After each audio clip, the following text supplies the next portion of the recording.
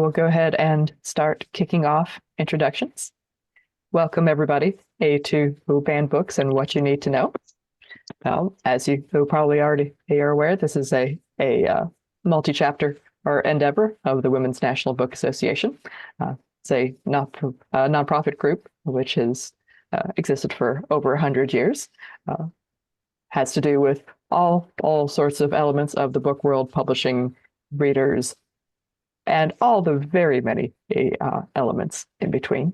Want to shout a specific thank you out to the Nashville and South Florida chapters for also being very actively engaged in this process. And with that, I will pass the baton over to our fantastic moderator, Amy McConnell. Hi. Okay. Thanks, Angela. I appreciate you. This is a great conversation. I'm honored to be leading this discussion just as moderator. I don't have a lot of expertise in this, I don't think, but I am glad to ask the questions and to sort of bounce the ball around to these very esteemed women in our company. So yeah, to get us started talking about banned books, let's kind of define what that means. What is a banned book, and what's the difference between a challenged book and a banned book?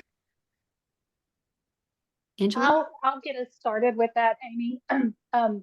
This is a question that comes up in my bookstore often, and I feel like the word banned has become kind of a loaded word. So I think we should go back to what it actually means. If you look up the word ban, it means that it is officially prohibited. So a banned book would be a book that's been officially prohibited. That could happen in a classroom, it could be a library, it could be a personal bookshelf, it could be a child's bookshelf. As long as there's someone who has been given authority and is official, and they say you can't have that book, then it is banned. And I feel like I have to define that often in my bookstore, because there are so many people now that say, oh, books aren't being banned. Well, yes, they are.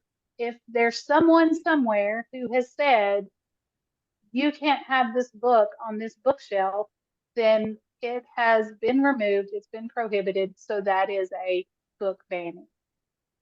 So there's my definition. Does anybody have anything to contribute to that? I think that's an excellent definition. Perfect. I do too, and I wouldn't mind maybe elaborating a little bit further, because I do feel like it's like a group or an individual who typically acts on this. And a lot of times it's because their moral opinions they feel supersede others. And the censor who censors the book is basically, it's in their belief system, but it's not the framework of everyone. So the idea of banning of books typically stems from the people who are the loudest, who want these books banned. Cheryl? I want to go yes, and because sometimes we've seen here at the Authors Guild, sometimes people say, well, there's no such thing as banning because you can always go on Amazon and get a book. But as Angela was saying, if it's prohibited from a particular bookshelf, or there was one case in Virginia Beach where people were trying to get a couple of books removed from Barnes and Noble, essentially saying that these books are obscene for viewing, unrestricted viewing by minors, which is not even a legal standard. But there people of these are expanding past the school system to bookshelves and bookstores. So people are expanding their attacks on books. And also, I wanted to say that sometimes another argument that we see against saying, oh, it's not banned, we just moved it to a different part of the library. And then we didn't tell anybody it was there, but they could have asked. So it's like, that's another way that people try to argue that we didn't really ban the book, we just kind of moved it and hid it so nobody knew it was there. Interesting. Can somebody help me understand the difference between a banned book and a challenged book? I'll answer that. I mean, it's challenged when somebody wants it to be prohibited. That's the challenge that's presented. And actually, Pat would probably be a better person to answer this as an ALA person. But it's challenged, and then the decision is made. So once it becomes prohibited in that whether it's a classroom, a library, or wherever it is, if those officials choose to remove it, then it becomes banned. Yeah, not, So not all there are a lot challenge of- books are, not all challenge books are banned, obviously.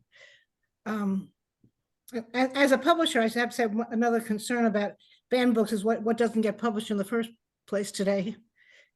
Because people are afraid it will be banned. You know, people like to say, oh, it just increases the author's sales if you ban a book. Not really true. I'm sure you Yeah, can. there are all right out of the sorts bookstore. of gatekeepers who show up in the process who can Yeah. keep a book out of out of a reader's hands. Interesting. Okay. Jessica, did you have anything to?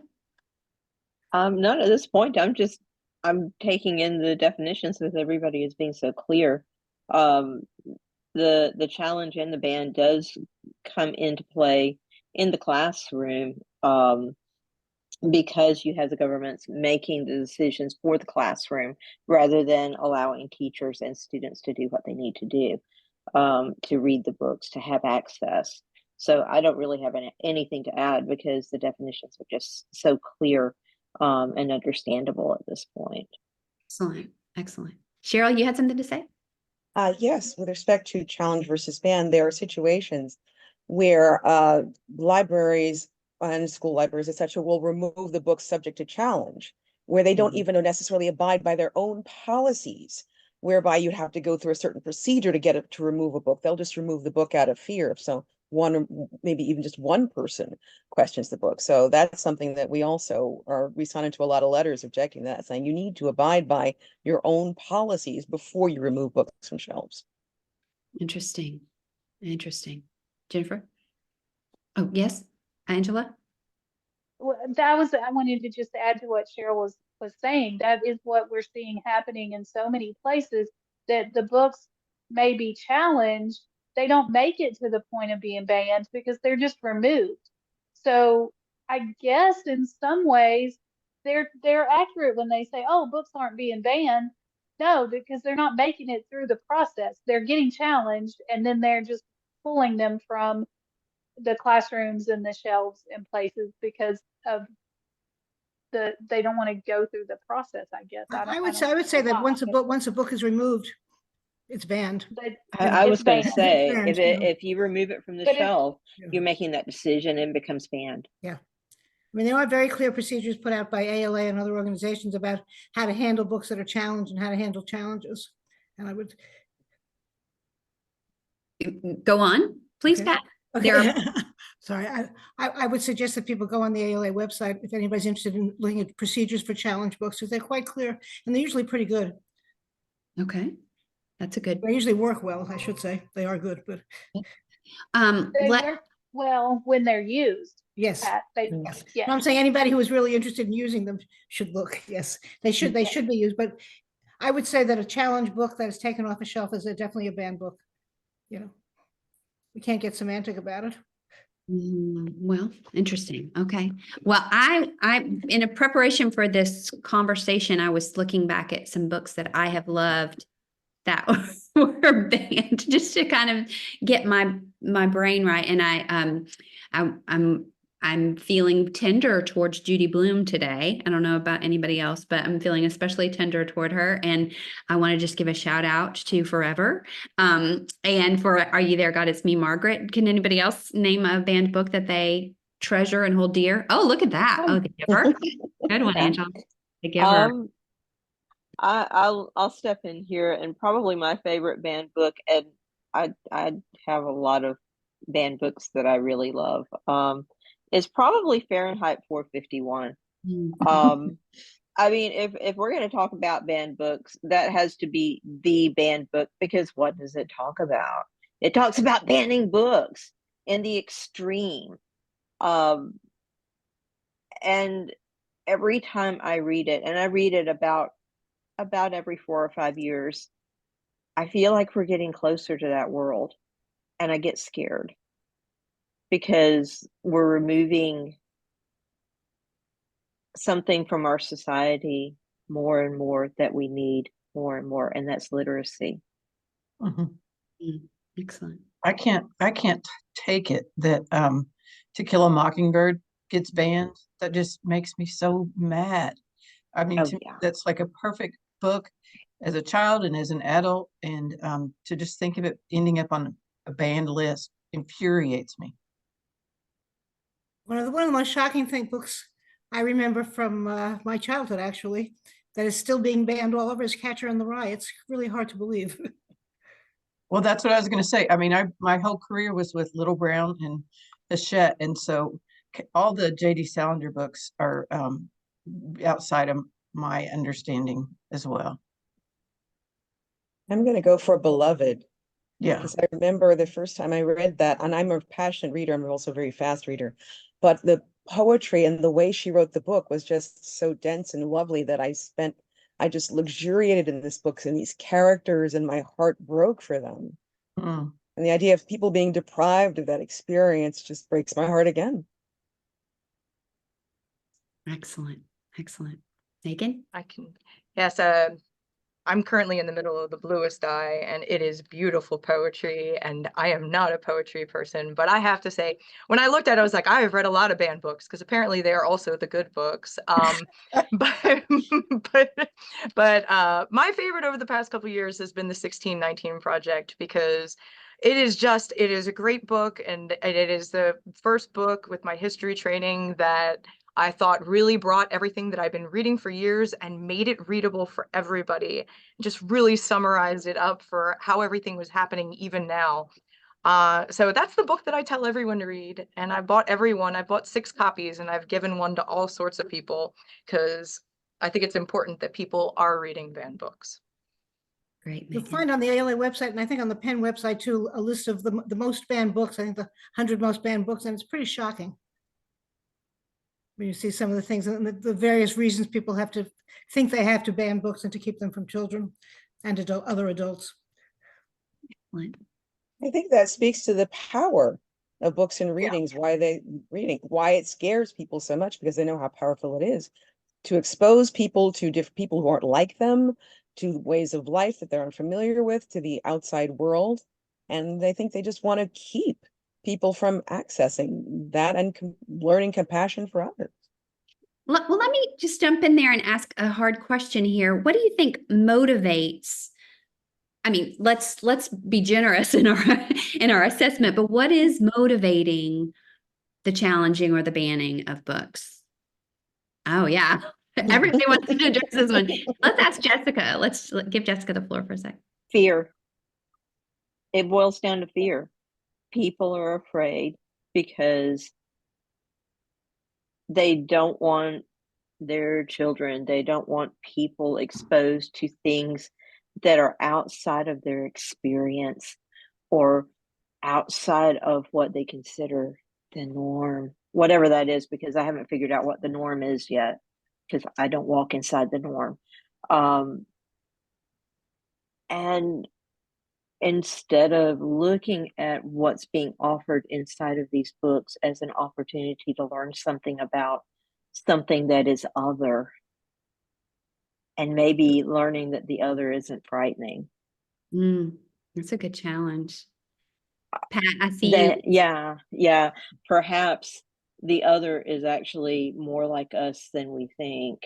It's easier to look at the other and keep the books away from their children and away from their society and go, well, we're just going to stay afraid of the other and we're going to hate the other.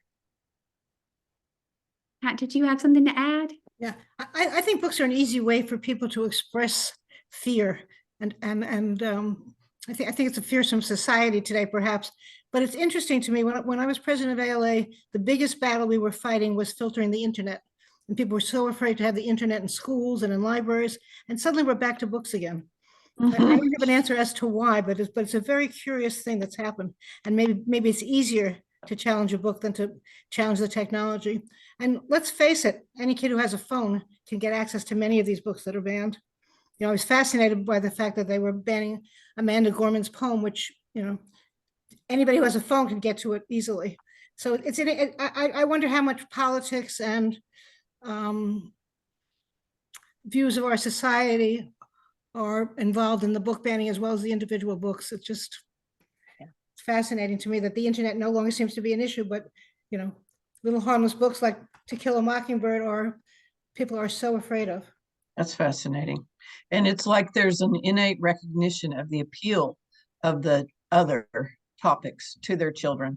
Mhm. that if they weren't afraid their kids would be attracted to knowing more about, whatever's being banned, then they wouldn't be banning it, if that makes any sense.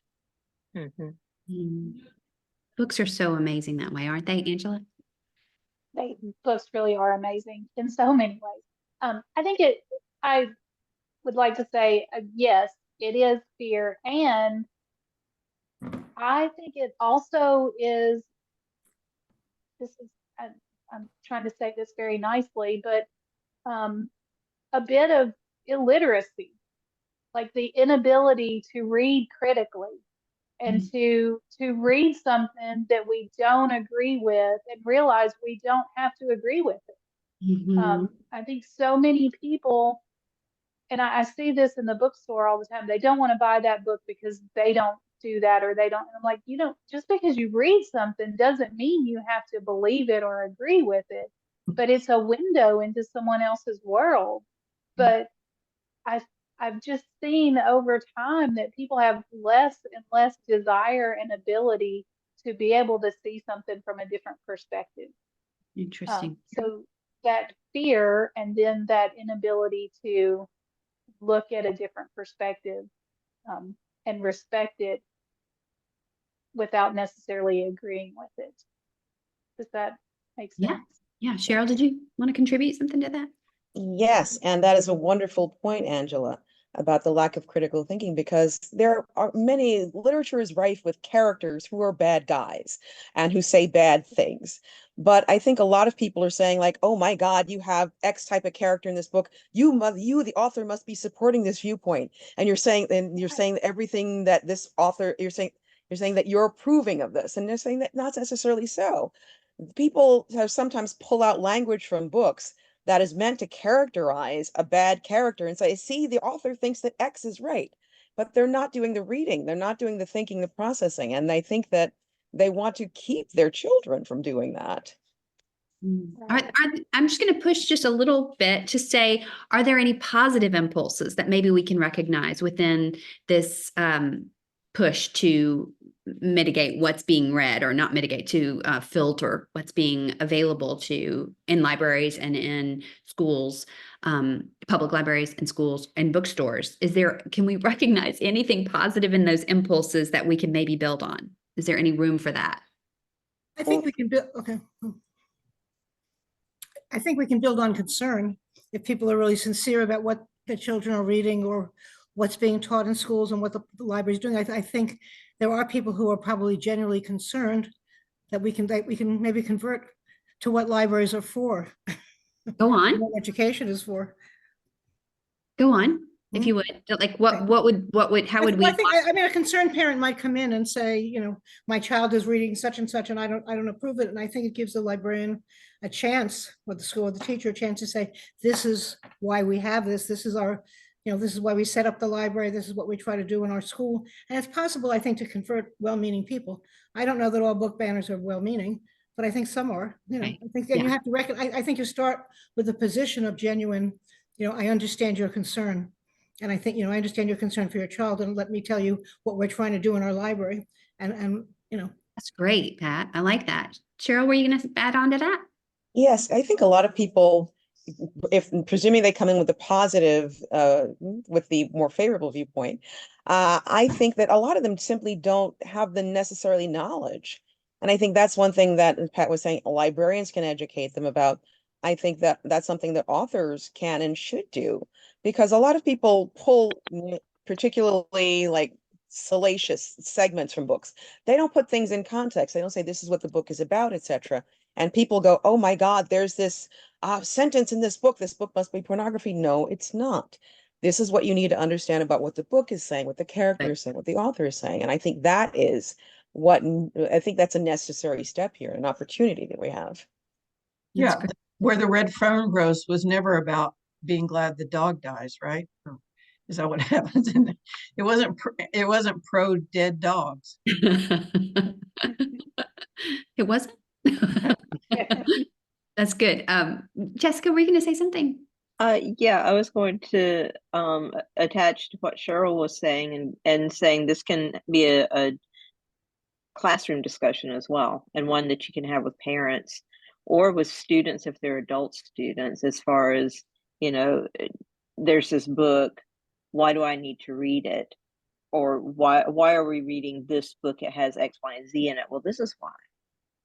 This is a door we're opening so that you can see X, so we can experience X, and this is part of the world that we live in. And so now we can have this discussion as a class, and you can see this point. Now you don't have to agree with it, but this is what this author is saying about this world, this part of the world, or this part of the world in this time period. And then teach critical thinking. My career has been in commercial book publishing, so I really can't speak to education like you can, but I will say as a mother of 5 + 2, I've seen a lot of kids go through the educational system, and I think the educational system that we live with right now is very attuned toward testing and teaching Absolutely. to test. And I think we have lost a lot of opportunities for that sort of critical thinking that you're talking about, and the dialogues around what are things for, and like what's the purpose of literature and the arts. So that's an interesting kind of piece of the discussion, I think. Absolutely. Let's get back to sort of like the boundaries of our questions so that we don't go over time wise here, guys. I wanted to ask, because you're all in the field of books, all of us are WNBA, so we all deeply care about books in some form or fashion, but this specific panel is in that we all have careers around books. So I wanted to ask you if you could just think about, or let the panel know and the listeners know, how banned books or challenged books impact you in your career or your field. Megan, did you want to? Yes, I can start with some of that. And I am an archivist, so I am mostly talking about a lot of this from the idea of DEI legislation, which has really impacted us here in Tennessee. And I know that Georgia is not very different, but in terms of all of these concepts, I feel like it really creates an atmosphere of silence and fear. You have a group attacking, and you have books being banned, and legislation. I mentioned the 1619 project, the anti-critical race theory, which basically was created from that book, and that's where all this legislation came from. But with people receiving this information, we talked about publishers. Is the author going to publish something? Did we just silence the author? Did we silence the user who may come in and look for that book? What does that student do now? What does that patron do now? Do they go somewhere else? And it provides, especially with a lot of this legislation, the legislation provides an atmosphere of fear. And a lot of it is ambiguous, and it's ambiguous by design so that you are fearful before you speak. And as long as these things continue to happen, I think we're going to see more banned books. We're going to see a spread of it, and less people start to speak up and are louder. But even if you do, you are the person who is going to get in trouble for speaking, and you will reap the repercussions. So silence and fear is the atmosphere I think we're creating. Ooh. Pat? There's no question about that. I think something like 20 states, there's legislation that could put librarians in prison. Legislation against joining the American Library Association. Oh my God. Nothing terrible has passed yet, but I mean, Texas, Louisiana, other places, it's pretty upsetting. I heard something upsetting today in my own local community. An author was scheduled to talk about her book about Jews in Florida, and the program was canceled because they were afraid that there would be demonstrations or something about the author speaking. Now that goes further than book banning. It's banning of thought. We like to say in ALA that free people read freely. Well, we're not really free when we can't even talk about books. I mean, it's much more. Banning is a very insidious thing. It's much more than just taking a book off a shelf. It's creating an atmosphere of fear, and I think that's what's happened. That's what's happening in a lot of places. So it's almost like prior censorship. I mean, how you stop an author from speaking? You take the book off the shelf, you stop the book from being published. I mean, how far does it go? Cheryl, could you speak to that from this perspective of the Authors Guild? From this perspective of representing authors in that space. Yes, indeed. And I want to point out that so many of these books that are banned or censored or removed from shelves are either written by LGBTQ plus or BIPOC authors or are about characters who are LGBTQ plus or BIPOC. And these are already marginalized voices and authors. So what they're saying is like the voices that are just finally starting to get out of the marketplace, no, they're not, no, they don't want people to be reading them now.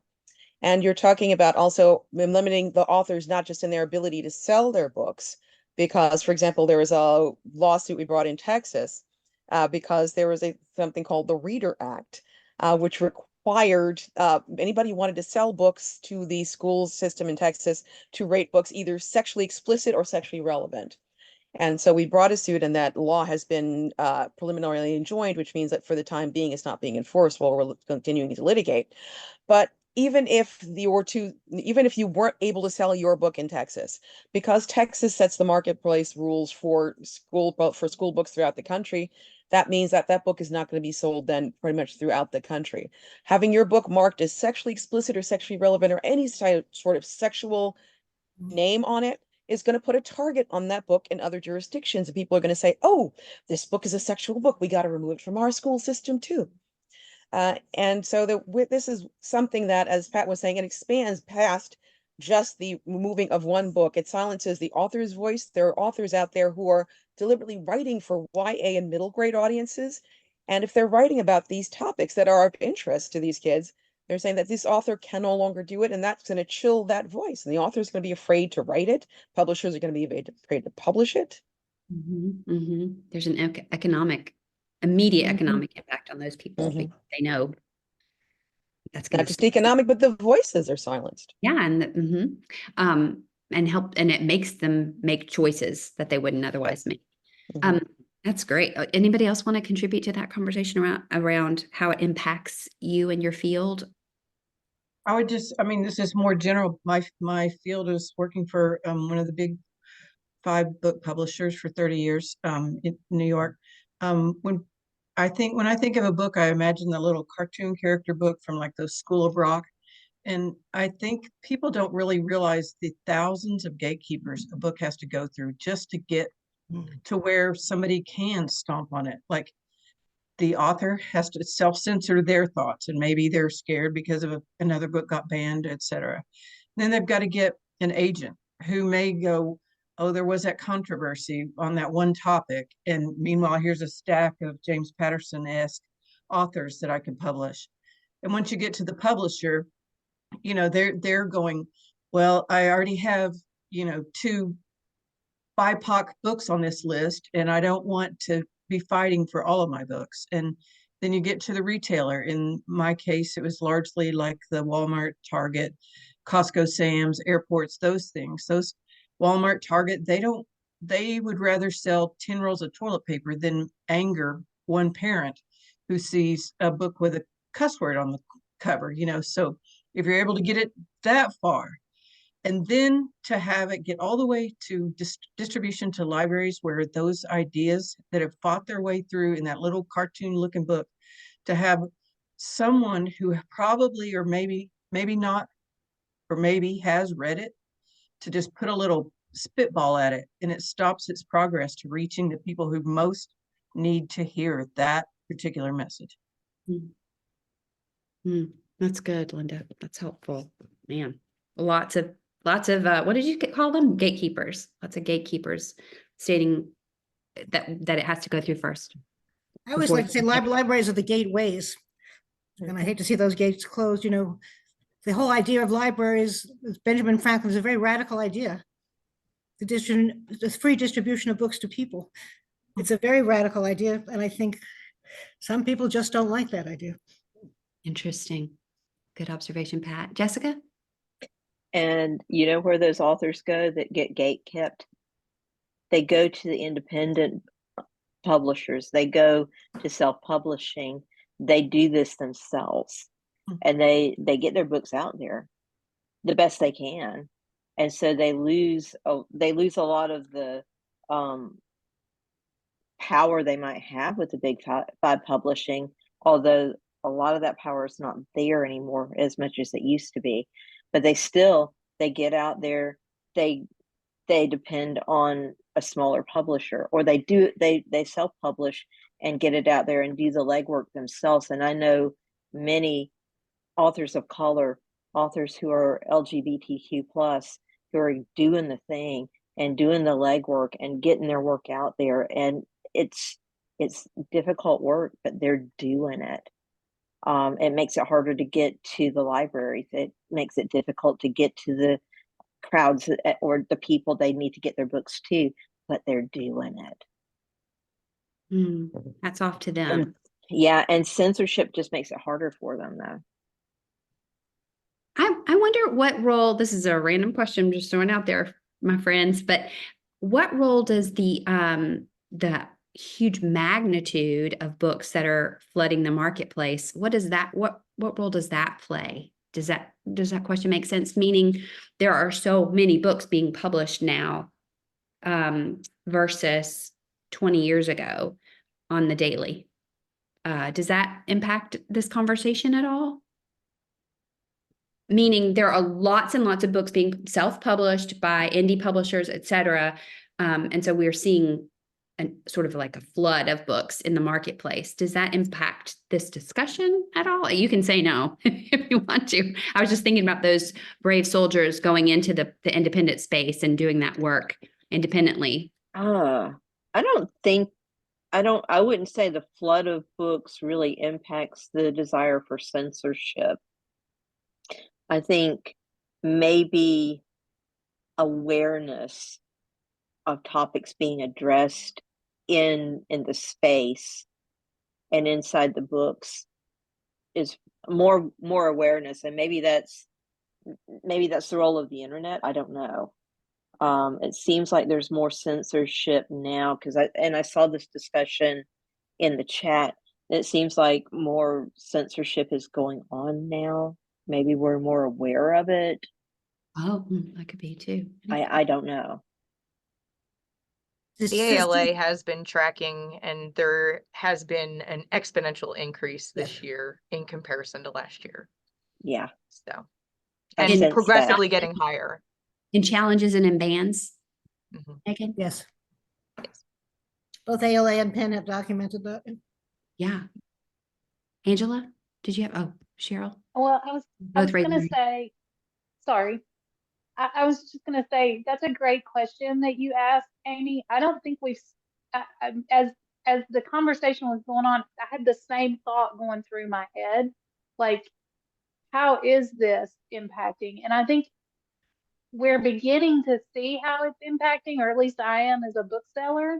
The independent publishing industry, I just had a conversation yesterday about how it's like two towers. There's two different towers of publishing and getting books out into the world. And I'm not an expert in this. I've only been a bookseller for about 5 years, but we're starting to see bridges built between these two towers, which is good. But I also think that there's more of an impact than any of us have realized, and we're just beginning to see what that's going to be. What were these? What are the two? Well, so you have the self-published tower or the indie published tower, and you have the traditionally published tower, and these two groups, like you've had the traditional publishing, they've both always existed, but Amazon comes along and makes it easier for people to self-publish. And so then that tower is gets built up very relatively quickly in the grand scheme of things. And we do have a lot more, like Jessica said, we have a lot more authors who are going that route. They're finding the way to get their stories out there, but it's also opened up a different pathway to publication and to get those books into the world. And I don't think we can answer that question yet. I think you're correct. It is going to impact these authors who are making their own way, and they're getting out there. They're using social media. They're using digital marketing to get in front of readers. I've seen it. I've seen changes in the last 3 years in my bookstore of how people shop for books. and what they're, book talk. People, I know everybody here knows about book talk and Bookstagram and how social media is driving book sales, and it's driving it. And a lot of that is because of these independent authors who have felt like they were gate kept, and they went and made their own way. So yeah, it is going to impact it, but we don't know quite what that impact is going to be. I worked at two of the big two, and I felt like erroneously when I was there that the publishers were the gatekeepers, and that we were the ones who were deciding what was appropriate to be. We had this like curation mindset, and I could be wrong because I'm not in there anymore, but I think part of me says, as a consumer, I don't trust you anymore. I don't trust the big five to make those good choices anymore. Not exclusively anyway. I think as a consumer, I'm more inclined to say, let me be the judge of what is good content and what is not. Cheryl, you were going to speak to this from your, I think you have such a great bird's eye view about what's going on here. So I'd love to hear your comments about this.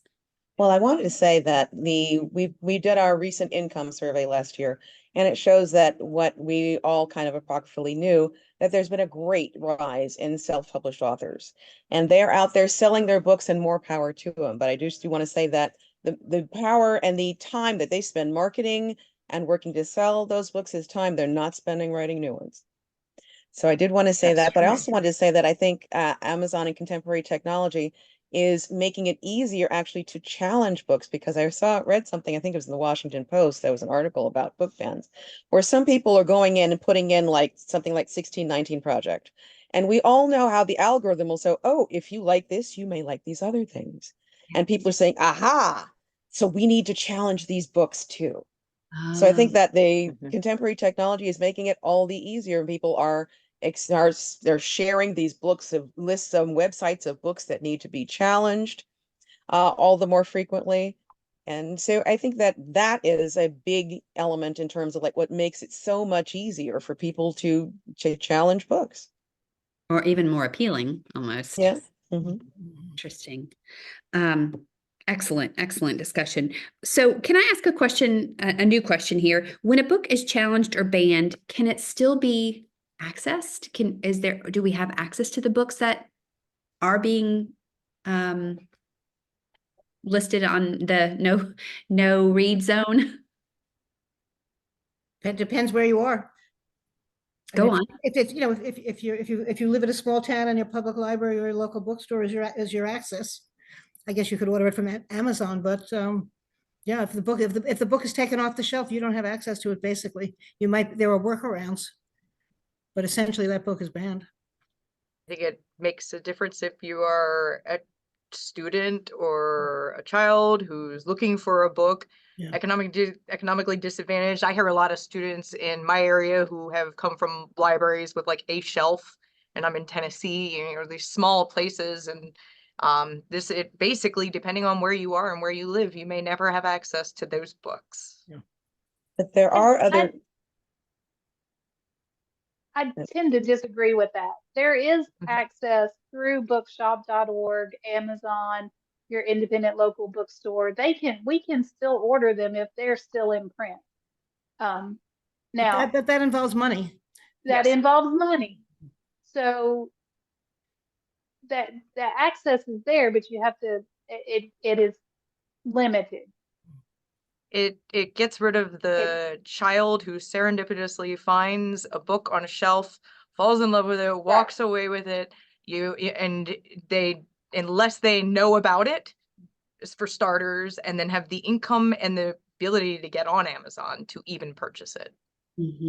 Brooklyn Public Library actually is making a lot of books available to students and people outside of the Brooklyn area. So I did want to say that is one way. But people have to know about that, and they have to be of a certain age and be able to fill out the forms, etc. So I agree with totally what you said, Megan, about you're not going to get the serendipitous falling across a book, but there are some ways you can get access to some books. Okay. how do the people who are on this call, who are librarians, or specifically the librarians, can y'all address how you have interacted with requests for banned books or challenged books? Is there any real lived experience around this question? No? Okay. Well, what about how the question of how can individuals make a difference in terms of this atmosphere of fear and banning and challenging of books? I think you make I it, think- you make a difference by voting, by talking to your local legislators, by supporting your local libraries, by speaking out. I mean, my theme when I was president of ALA was your right to know, and I think Americans are very concerned about their rights.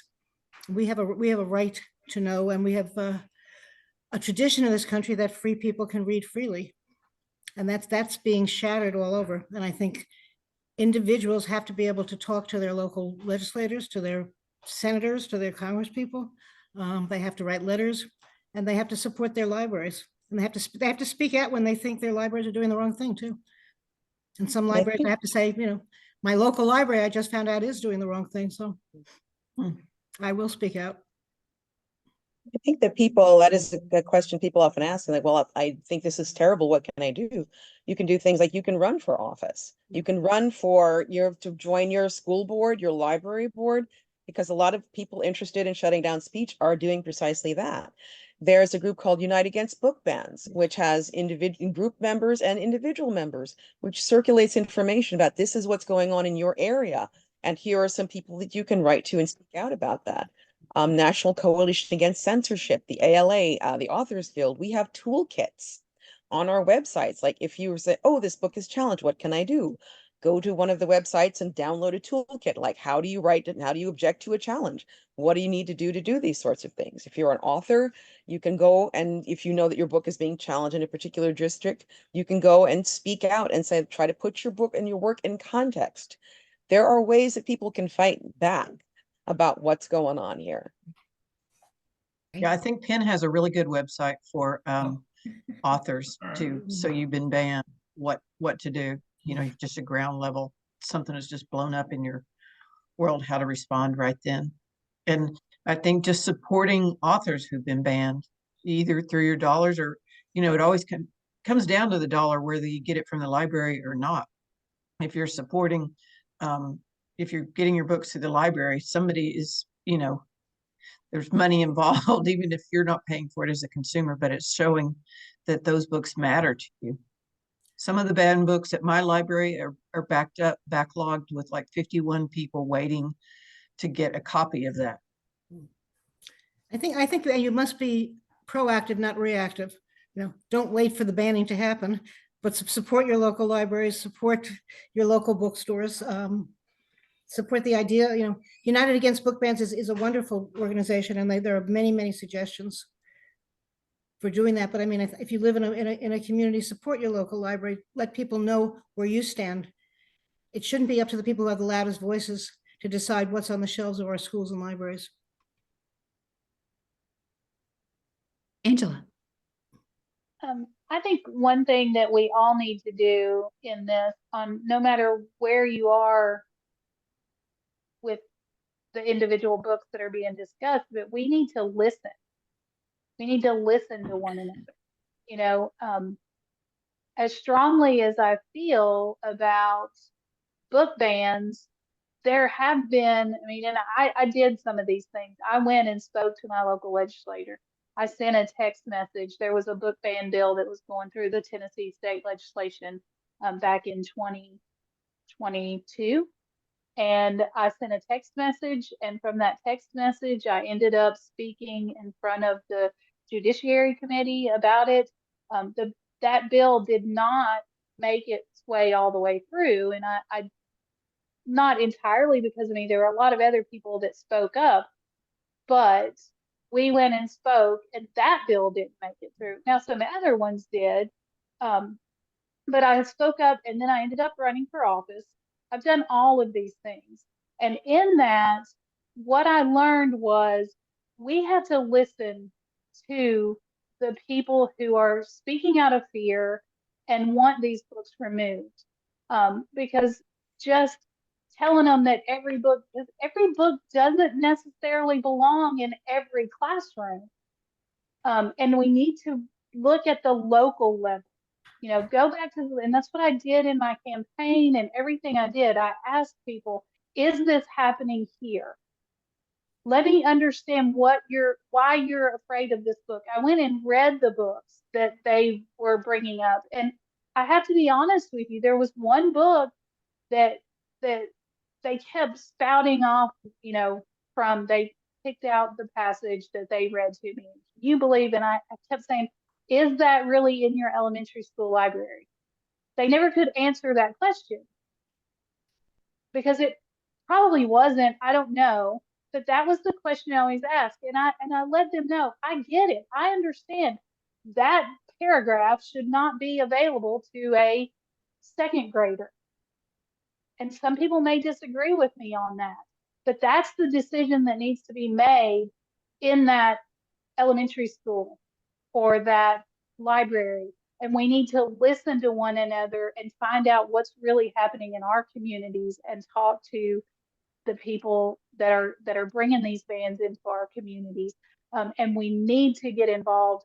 We need to go talk to our legislators. We need to talk to them, talk to your representative every day. When you see something coming up, be able to build that relationship with them now so that you can, I've started building relationships with my legislators, my representatives years ago with no intention of getting involved with book bans or anything, but I know them and I know them well enough that I can send a text and say, what is up with this? What do you think? What's going on here? And then I can get invited into the conversation.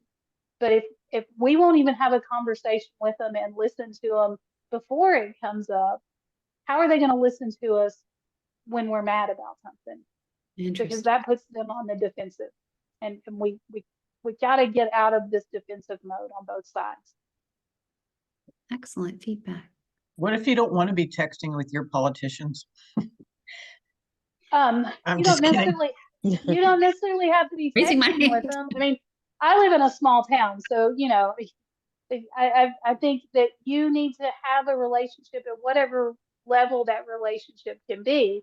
I was fortunate that the representative that I was texting was one of my bookstore customers. I knew how he felt about reading. I knew how he felt about books.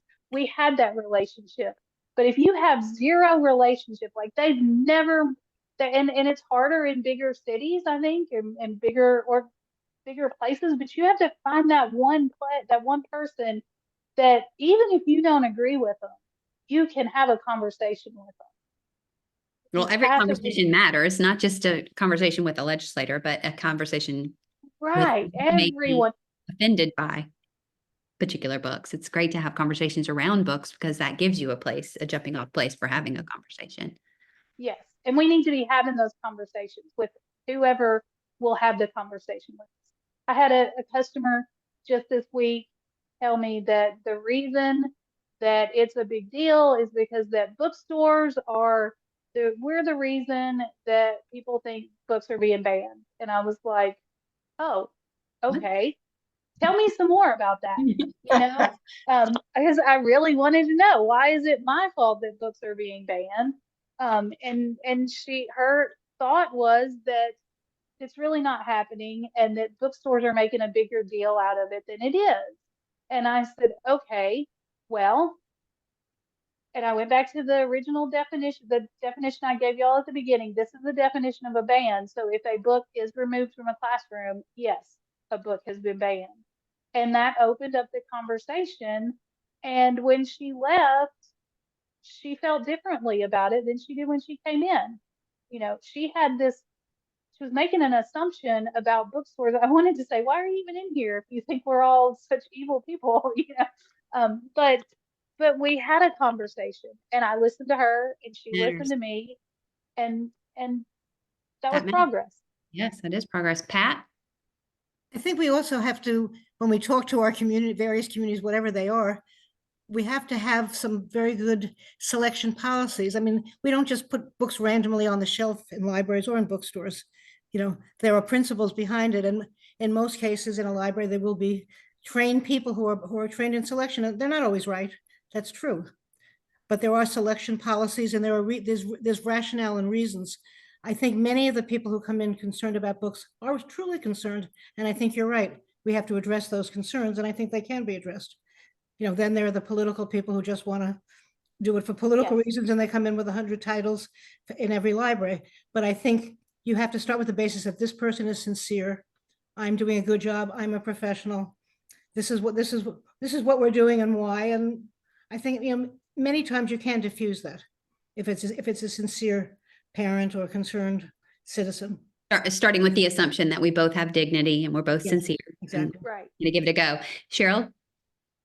And I think one of the things to bear in mind, yes, Angela, it is great to talk to people and to exchange, and we all need to be doing that. But I think also there's a lot of the parents in an individual school and classes can go and say, like, I don't want my child to be reading X book.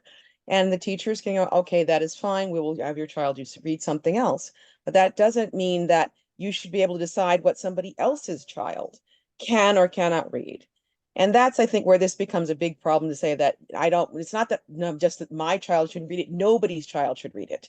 And I think that's where it starts you go over the line. And I think that's what a lot of this legislation is, just allows for that sort of thing. And that's what Joni said Johnny, sorry, said in the chat, that you should not decide for anyone else but your own children what they should be reading. There was also a great question in the chat that I'd love to just offer to our panel, and it is, how can book clubs help in this way? How can book clubs help? Sounds like read and share and talk about it. And that'll get in that critical thinking that we're talking about, that people aren't doing when they're banning these books. Yeah. Who's in a book club? Raise your hand. Who's been in a book club? Raise your hand. A book club is one of my favorite things on the planet. I love a book club. So before our time is up, we really only have 6 minutes. Can everybody just give can we just go around, and starting with Linda, how to something positive we can do going forward? Starting with me, perfect. Maybe read books that are facing a lot of controversy, and see what might be behind the motivations for assumingly well-meaning people behind there. I've got my pen ready. What is your recommendation for the day? We had some favorite ones at the top of the hour, so if you want to give a recommendation right now, I'd love to hear it. Or anybody. Okay. I didn't put you on the spot, Linda. I'll give one. Yeah, Angela. Yeah. Pat, I feel like you and I are constantly in our heads at the same time. So one of the ones that I read because people kept reading from it is Me, Earl, and the Dying Girl. Oh yeah. That book is so good. If you haven't read it, read it. The people who are challenging it and don't like it clearly haven't read it, because it's really good. It's That's a good. book. It has some passages in it that, yeah, I was like, that character, like, why? Like, but it really builds the character, and he's not the, he's not the role model in the book. I wrote it down. I think I'm gonna be finding that one. Me, Earl, and the Dying Girl. That's good. That's good. Any other? Can we go around and hear from the positive actions we can take from Pat, Megan, Cheryl, and Jessica? Pat? I say letters to the editor, speak to your politicians, tell them all you're pro-library, you're pro-books, you're pro the freedom to read, and you vote. Excellent. I agree. Join your PTAs, your library boards, attend the meetings. They're all open, they're available. And again, like everyone else said, read. My one thing with the 1619 project was, I was like, if you read this, you'll understand it. Because I think overall, in general, people aren't reading these books, they're just banning them. They're taking what they want, and they're not getting through the content. So read them, share them, gift them, talk about them. Okay, that's good. And join books like Unite Against Book Bans, or if there are a reading group in your area, because I think you need to know what's going on the ground where you are. So I think then the more you know about where you are, the more you know, can see, okay, this is how I can speak out, or I need help speaking out. Let me reach out to UABB or PEN or the Authors Guild or another group to see like where can I get a toolkit? How can I learn better what to do?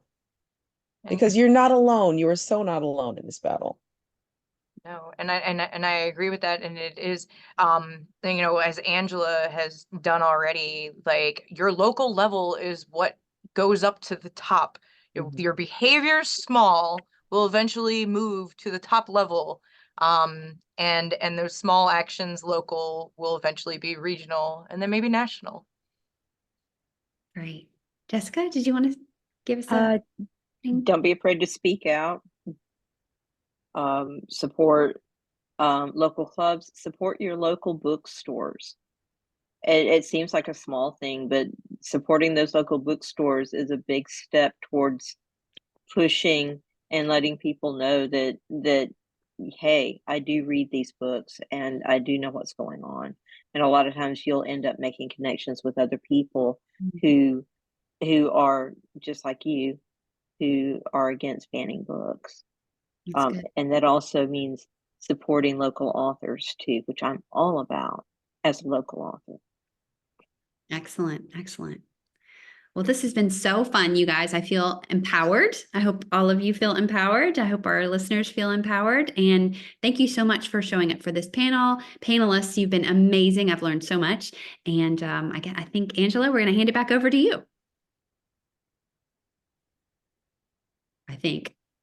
There she is. Here we go. Thanks again, and everyone for coming out.